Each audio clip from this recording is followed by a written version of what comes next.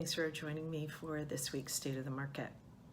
I came across an interesting article about how developers that had just begun or were in early stages of building their buildings, residential buildings here in New York City, were able to make adjustments to those buildings, to their design, to kind of pivot to address the changing needs of today's buyer.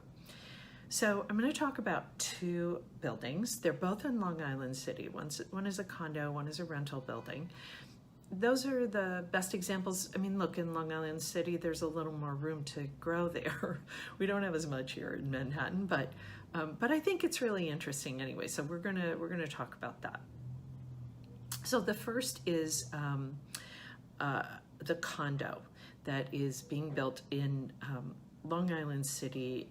It's a 70-unit project. It's near the Kaufman Astoria Studios. And so this building was going to have a movie kind of theme, movie-based theme. They were going to have a movie theater and it was going to be really fun. And then COVID came. And so the developer has pivoted, and now the building is going to no longer have a movie theme, but a wellness theme, which is probably just far more useful to people these days, and maybe just more useful in the future. Who doesn't need wellness, right? I mean, I think we all need wellness, especially right now. So that's one.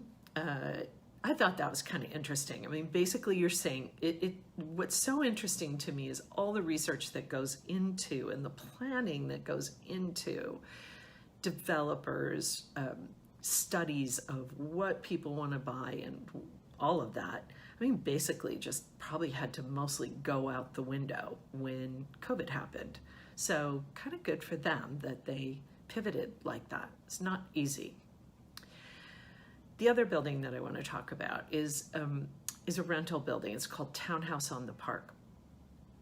And that one is, when it's going to be ready in the summer, that developer has now decided that it was very important to have bigger units. So all the units have been made larger to make room for some of the other things that I've talked to you about: home offices, private outdoor space. In fact, almost all of these apartments are going to have their own private outdoor space.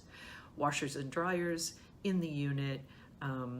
They've also added some interesting things like keyless entry, which cuts down on any kind of high-touch situation.